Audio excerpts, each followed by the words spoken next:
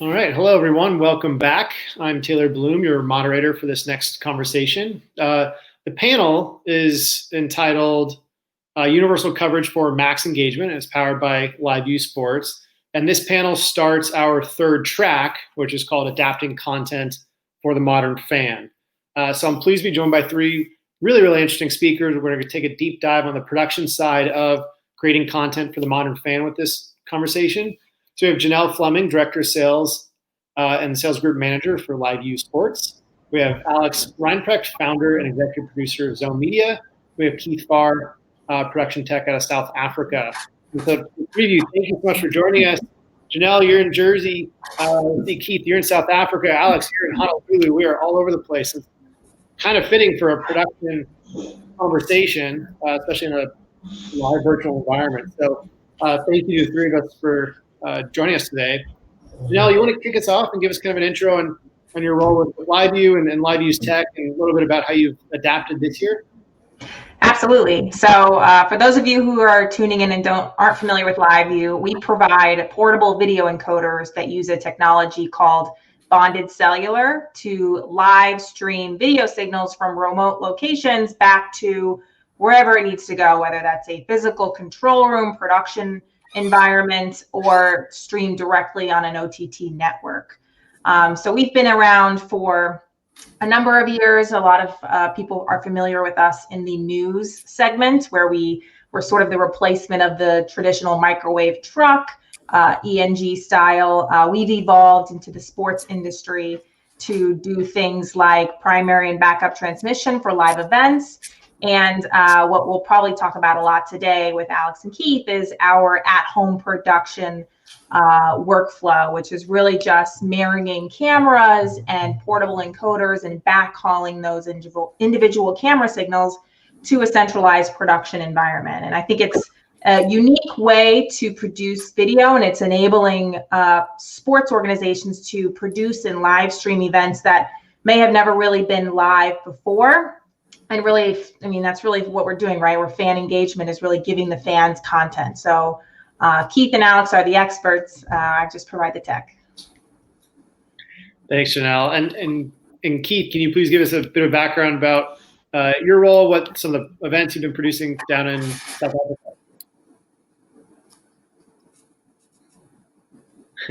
We'll give you a second to get your headphones set up.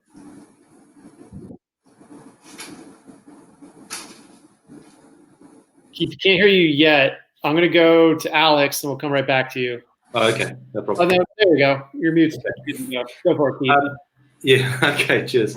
So the short story is that over the period from 2006 to 2015, as Alex will highlight as well, I mean, we've been streaming using old school technology, no aggregation. Then we got using LiveU back in 2017. We did a big race in Hong Kong. So it was an open water paddle ski race. And we saw then how effective the technology was in being able to maximize coverage using very simple innovation, which previously wasn't available. We then also did the Cape Epic 2018, 2019. We've used LiveU at events. So we kind of fit into this realm where we do events that are action sports. We also do conferencing, and we do the kind of events which you might see a DJ in a room blended with another DJ, exactly what we're doing here, but using LiveU as a solution because it's mission critical to get aggregation and maintain the fact that you're getting a signal. So that's the real baseline that we come with. And obviously everyone does Zoom now and thinks they can all broadcast. So we're coming in at that realm where we're using it across all the areas to get a real good quality product out the door. I hope that makes sense. Yes, and we'll definitely dive into some of that in much more detail. Thank you, Keith. Alex, tell us a bit about Zone Media and some of the events you've been producing. Yeah, thanks, Taylor. We're based in Hawaii, so we're kind of in a unique place in the middle of nowhere. Hawaii is the epicenter for ocean sports around the world. Mostly a lot of extreme sports per se, but also a lot of endurance sports like paddling between the islands and what you have. And our mission for a long time has been to make these sports spectator sports, because when you're in between the islands, unless you're on an escort boat, nobody knows what's happening out there.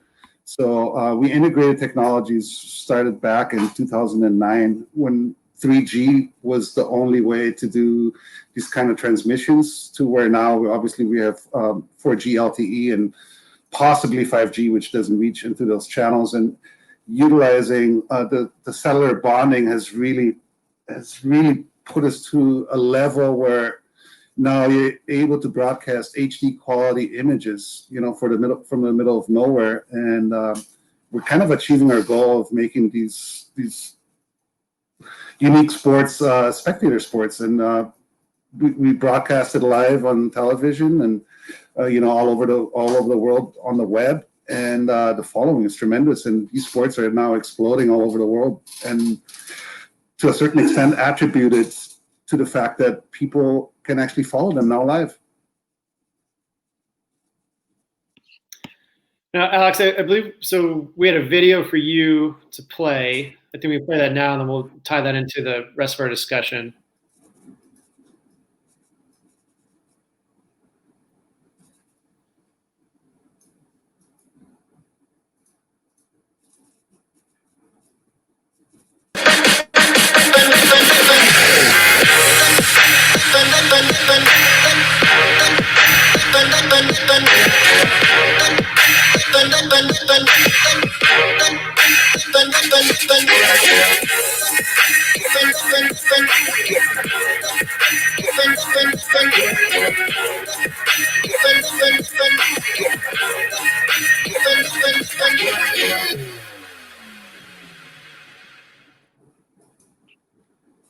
Perfect. I love those visuals because earlier today in our runner show, we heard from the NBA, Major League Baseball, NHL, traditional leagues with large followings around the world. But you guys are working on quote unquote niche sports, and I want to talk about kind of the feedback loop that you have on the production side and with LiveU of demand from fans to, like you're saying, Alex, tune in from all over the world and develop good followings for these lesser known sports, and how those sports are responding and how the event production teams are responding to try to meet this kind of new demand with all these opportunities for sports to arise. So how has that changed your production tactics and technologies? Alex, I'll start with you, I suppose.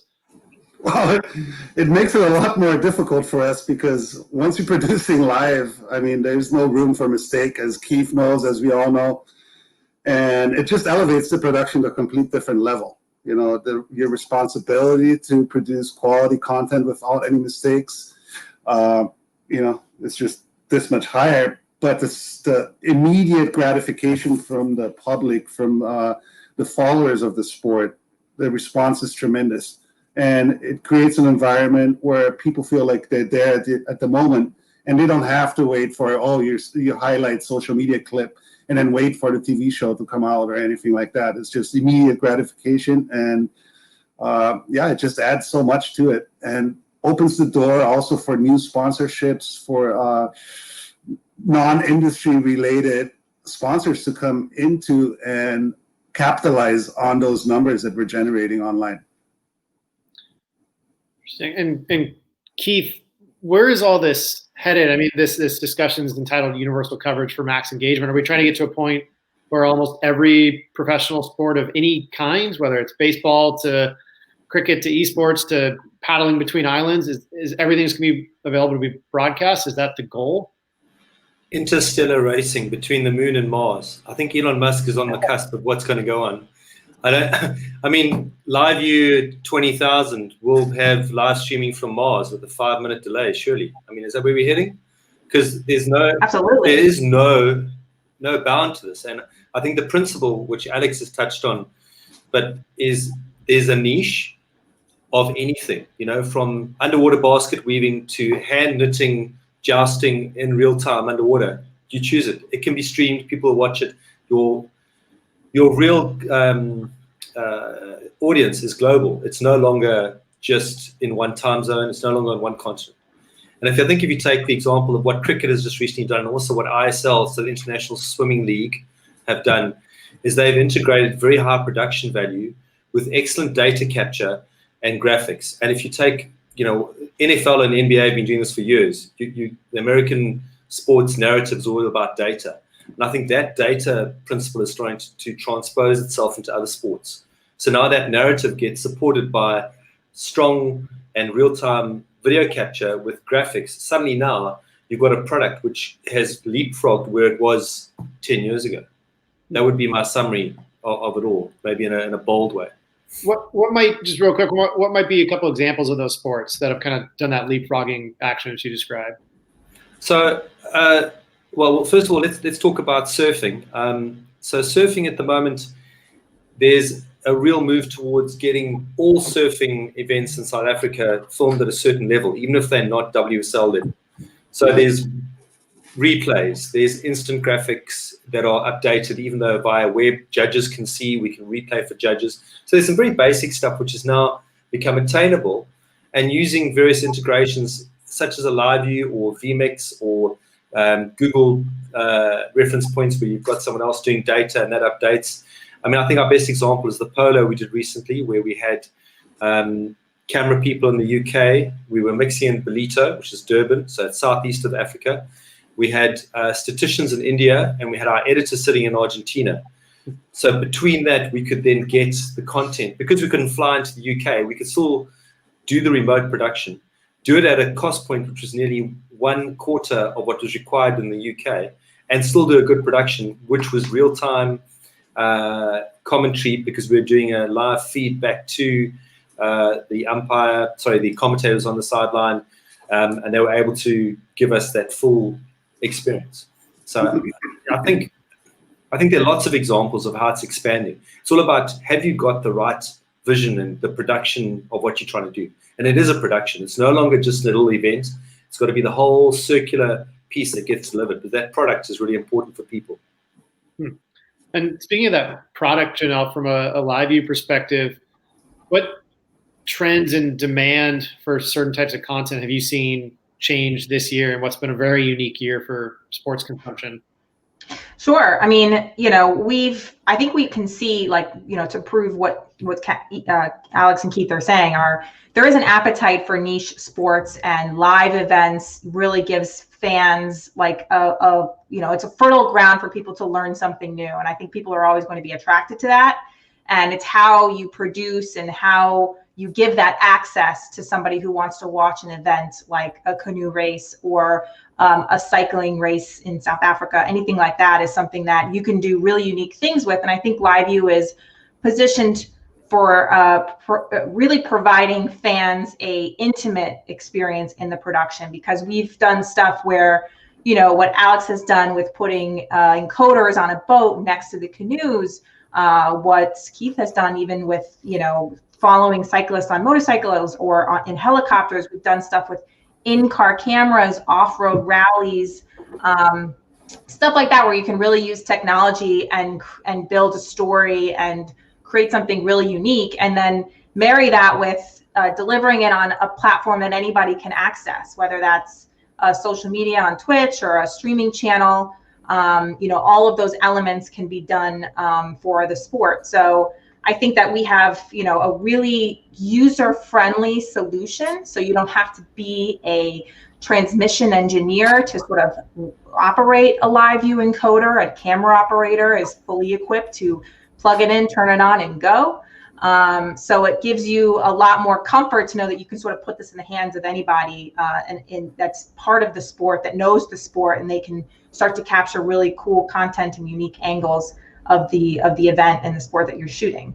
So I think that's been interesting, and I think we're seeing this in the U.S. with whenever sports was on hiatus. We were watching cornhole, and we were watching ultimate, frisbee and stuff like that, not normally our sports people were tuning into, but now they are. So I think now is a great time to sort of coax your sport and think about doing live production with LiveU.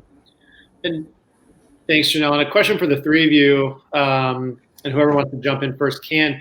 Was there a certain threshold before where a sport was worthy of being produced, and now the threshold is perhaps nearly eliminated, where ultimate frisbee can be produced at a high quality and not just available to anyone online in the world whenever they want? Is that fair?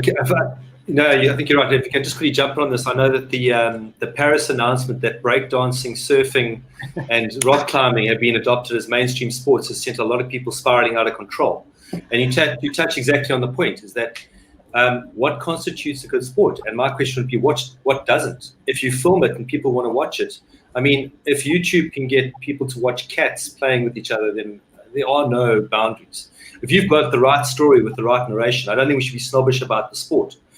So, like, in South Africa, we have traditional stick fighting. Is that an international sport? Certainly not. Has it got consumption with 15 million people who speak Zulu? Highly likely. So I don't think there are any rules. I think we've really got to lose this idea that some sports are, and with hallowed ground, I'm not going to dismiss any sports. In the same breath, I'm not going to say that no sport can't be filmed. Alex, Yeah, I agree with with Keith there.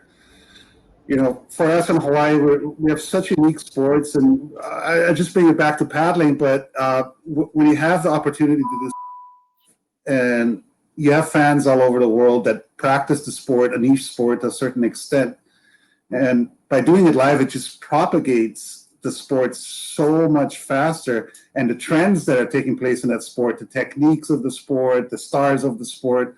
And it just helps the sport grow on an international level and make it mainstream to a certain extent.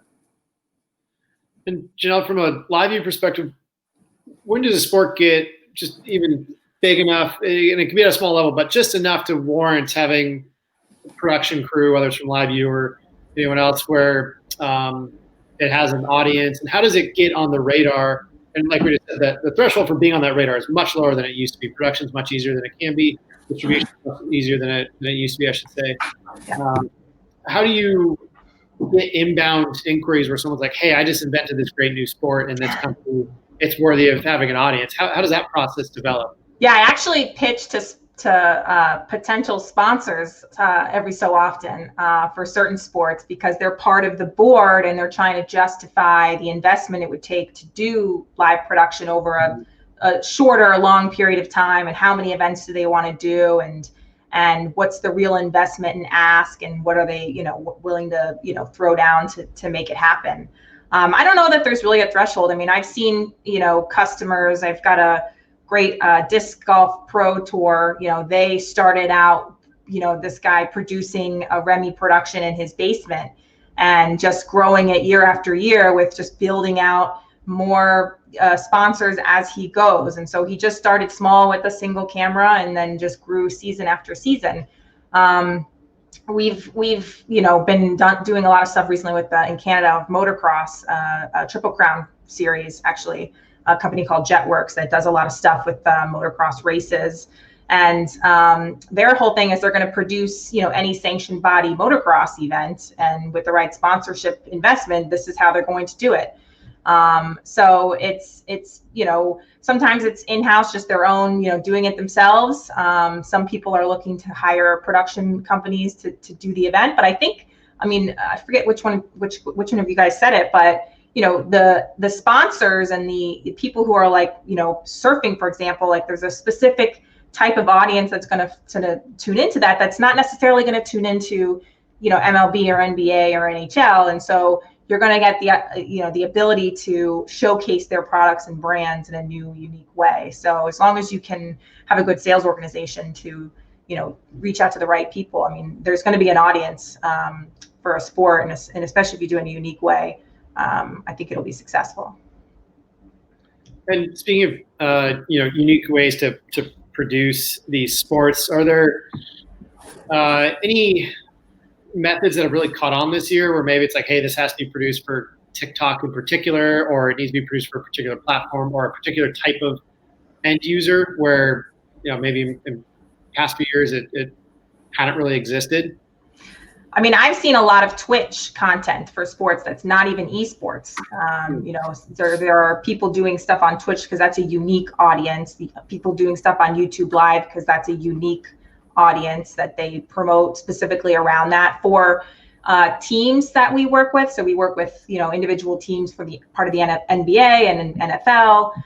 They're doing really unique stuff with their content. Obviously they can't shoot the games themselves, that's part of the rights deals, but they can do pre-game shows and post-game shows. They do a lot of fan engagement stuff, following athletes around to do charity work, stuff like that, that it's specific to a streaming platform. And then they build their own streaming portal, like the New York Jets. They have a really cool, live tab on their website that you can go to, and you get to see practices and warm-ups and pregame shows and stuff like that. Which really, you see fans are all about second screen experience. So whatever additional ancillary content you can give them that draws them in, that's the goal. So we're seeing a lot of that. Keith, how about you on the example of a specific social production? So we actually did almost like watching me, watching you, watching a sport. We filmed 4 pundits and ex-players, 2 of them, who were watching a rugby game in Kings Park, Durban. So we got permission to also subcut and get some of the live feed from SuperSport. But there was a live mix of them on Facebook while they were watching the game with 1 second delay. So the whole interaction was almost if you watching a few guys and girls sitting around at the bar talking about the game. And South Africans are very vocal, as Americans are apparently. Anyway, point of the story is they had lots to say, and it was unfiltered. So there was swearing, there was everything just all mixed up together. And that was the nature of the live stream. And the social media objective was to break down that whole, you have to watch the game in this way. This is another way of consuming it. So we had people who were watching the game on the cable TV solution, the DSTV, and then they were watching the social media feed in tandem with the two. And that seemed to be, and we did that also for an international game, New Zealand, South Africa, about 1.5 years ago. And again, there was that consumption of content with a host managing the interaction between sports personalities while watching the game. Very interesting. That's almost makes me think of like shoulder programming, to use an old linear phrase, where you're just producing this extra content that goes along to supplement the mainstream now, if you will. Fascinating to have to adjust to that. And I want to talk about adjustments next. Are there legacy challenges that exist with trying to create these productions for these niche sports and sometimes these extreme environments where main distributors are needing to kind of adapt to what they're producing? Does that make sense? Like you're producing a niche sport, it's paddling between islands in Hawaii. You're trying to get it to a mass audience, and they're used to watching NBA basketball, even if it's on social platforms. Is there an added level of kind of marketing that has to come along with the unique production that you guys are doing to kind of educate fans, saying, hey, this is now something you can consume. It's really unique. It's really interesting. It's different than what you've seen in the past. I think the pre-advertising on social media, for example, is a big deal for that, to make sure that the audience will tune in and not just happen to fall into it. Yeah. So when we're doing these kind of productions, we'll actually promote it via Facebook or Instagram or whatever platform we're talking about, and actually spend a little bit of money on the promotion, and then let the actual program be organic in distribution, and not pay for that. Prime example is, and going back to what we were just talking about too, is we just did a show about nothing. This year's the pandemic, and all the events are canceled. And so we have an event that happens in Kona on the Big Island of Hawaii. It's the largest canoe festival in the world. Obviously, it had to be canceled. So what did we do? We had our host in the studio here in Honolulu. We brought in people from all over the world via Zoom, to celebrate the birthday of Queen Liliuokalani, which this race is dedicated to. And we had people from South Africa. We have people from London. We have people from São Paulo, Brazil. We have people in Australia, New Zealand, Tahiti, all over the place coming in to celebrate this event, all driven by the host that is in our studio and using LiveU equipment in Kona to talk to the race directors, to talk to the cultural advisors and whatnot. And it was an 1.5 hour long programming, and it was tremendously successful. It wasn't a program about nothing, theoretically, but celebrating what could have been for next year. And this goes back into marketing a niche sport to an audience that will come back next year once the pandemic's over. Very interesting. And that kind of tees up another question I had, Alex, which is, this is a very unique year. It's obviously COVID, and like you just said, the logistical challenges of either canceling or postponing or adjusting big events like that. Plus, there's just new, interesting production technologies like we've been talking about. And how has the production game been accelerated this year with groups having to adjust to events, changing locations, changing schedules, being canceled all out, existing in Zoom, et cetera? I'm curious what meaningful changes have come your way that may not have come, without COVID, but now they're here right away. I think the key word here for the pandemic is virtual. And you're not allowed to have events, at least not here in Hawaii or most of the places where more than 5 people come together or more than 10 people come together. So what we've been pushing is a virtual environment where instead of setting a day time for everybody to get together, you have a 30-day window to participate and use your GPS tracking devices in order to submit your start and finish and progression of the sport, of what you've done. We encourage people to wear GoPros, or if they had another person on a boat, to film them. And so we're creating these virtual events in a time of virtual demand, and the way we integrate the LiveU technology is we would sporadically just go live from a drone or from a land-based camera and do updates that way. Keith, Can I just ask? Yeah, can I just ask a quick question, Alex? How are you ensuring that you don't lose equipment when boats capsize, etc., etc.? What is your waterproofing solution that you're using for your LiveU stuff? Because that's always a little one that's stuck in the back of your head. It's got to be a big concern. Well, we factor that into our quotes that we know we're going to lose some drones when you're flying in the middle of the ocean. You make it an insurance problem. I get you. Okay. Right, and as far as waterproofing your transmission equipment, it's kind of hard because they are going to overheat. You need to choose a boat in the design where at least you have a little area where you can keep that equipment safe, whether it's a cubby hole area, and it's just part of the game is losing some of the equipment. Some of those cameras are going to get drenched. The last production we did with LiveU for the Outrigger World Championships, I think we lost 2 cameras and 1 drone in that one. And we acceptable losses. We have backup equipment on the boats. We're always, of course. Yeah. Okay, so you're more experienced than you're giving away. That's what you say. I mean, it is what it is. We are in an environment, and if you want to produce quality, you need to take a certain amount of risk. I think that risk conversation is one which a lot of people don't have, but certainly what you've touched on and what Taylor was saying just now about how is the legacy challenge of doing production with modern equipment. One of your biggest challenges you face is actually getting people who are in production, have been in production for 20 years or more, to understand that there's a paradigm shift here, because they can be very reticent and even almost slightly against change. I mean, you understand why, because for a lot of the bigger companies, they've spent millions of dollars on SNG and other solutions, so they want to keep that as their solution.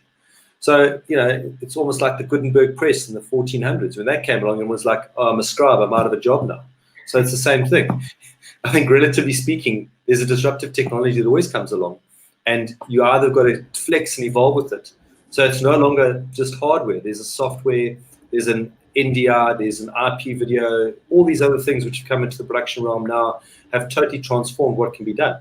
So you've got to be thinking in software, hardware, and humanware, because without those 3 working together, you actually don't have anything.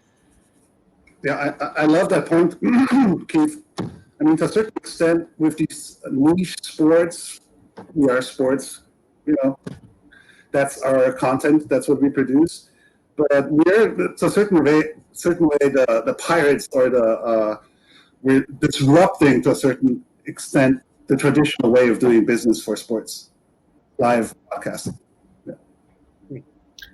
Well, we have 5 minutes left. I want to hear the 3 of your thoughts on what you've learned this year that you think will really stick for years to come, in terms of what I say fans loosely, really what consumers of any type of competition are looking for around the world.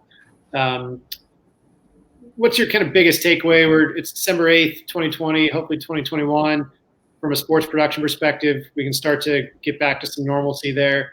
But what do you think will stick that you learned this year from producing either niche content or adapting larger events to, meet the kind of modern demands of fans? Maybe Janelle, I'll start with you from the LiveU perspective. Yeah, I mean, the takeaway for us is, we've learned a lot of lessons.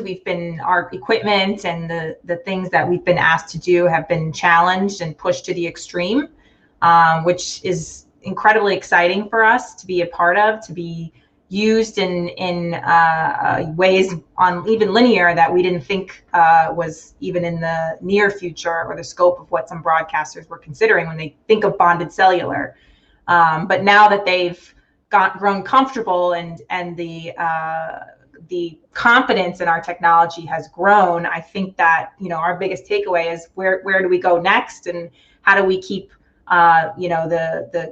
keep disrupting the market, because if you don't evolve, someone else will. So that's always been our mentality as far as creating solutions and approaching how we build out software licenses and hardware in the future. So we have a lot of good takeaways, I think. Keith, same question to you. So the key word that you've got right there is evolving or evolution. There is no way you can stand still.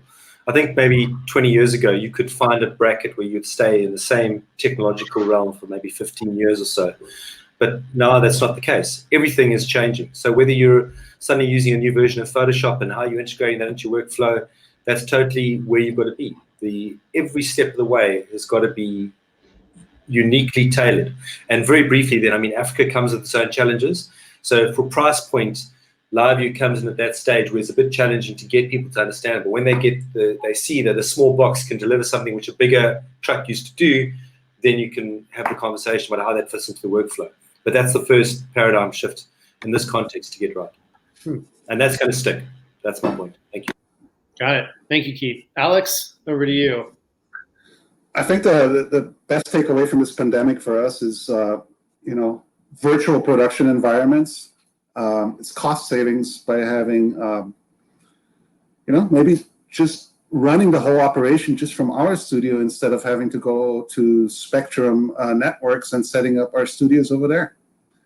It all works fine. We are able to bring in people from all over the world. And, as long as you set a nice backdrop for your in-studio host, you're able to do everything that you've previously done from another larger facility at cost savings from your own studio. All right, last quick fun question. What was your favorite or most memorable production that you were a part of this year? And Janelle, it can be with a client or whatever came across your way, or I'll let you guys interpret this however you want. But Alex, I'll start with you. Put you on the hot first. Cool. It was Australia, Sydney, Australia, for another paddling event. And it was just before the pandemic hit, or the pandemic was hitting. One of our crew members actually was wearing a mask already, and people were laughing at him for wearing a mask back in the day. And it was the last time we were able to be social, where we were able to hang out with the clients and have a post-event party and dinner and drinks. And after that, we're locked off. So looking forward to this changing again. Indeed. Keith, your most memorable production from the last year or so? It's most certainly the proof of concept we did with the LiveU in the UK. So we were mixing 6 cameras remotely, 4 into the LiveU and 2 LiveU600s. 6 camera people operating using LiveU equipment in the UK, mixing in Durban. And again, just that integration. And as Alex has highlighted, suddenly now everything comes down in price. Your setup time, your amount of people required on site, running cables around horses, we didn't have to do that. So it became a very user-friendly and unique demonstration of what's possible for the future. And I don't think there's any going back. Once you've tasted that easy setup, you don't want to get out of your studio anymore. Why am I going to leave Durban? The weather's great. It's all okay. Well said. Janelle, last thought? Yeah, so LiveU, Keith, you took it from me, but yeah, we just rolled out a new product, the LiVU 800, and this has been something that we've been working on for a while, and it was released sort of perfectly timed during the pandemic because we've always done wireless at-home production and, you know, having a camera operator married to a unit. So this is our first sort of production level field unit that can do multi-input from a single device, so that it really does take, you know, it's much quicker to set up, wire into your cameras. We can go more places with this unit. So we've just recently deployed and have now pushed it out into the field. So we've been doing some college football for some linear channels. We've done events for sort of unique sports. We've done polo and a few other ones. So just seeing this new multi-input encoder out in the field has been super exciting, and having customers embrace it in a perfect time where it's really necessary and needed to have reduced staff on site just feels really good to be a part of. Excellent. Glad to hear it. And thank you very much to the three of you as we wrap this up. You know, I think it's very apropos. You are all in 3 very different time zones, and we're making this work, and appreciate your time and coordination today. Thank you for joining us. Thanks, Taylor. Thank you. Yeah, it's been great. Thanks a lot, everybody. It's been great. See you in the session. Yes, we will stick around. We'll be in the session for any attendees that want to engage and ask questions. So thank you. Absolutely.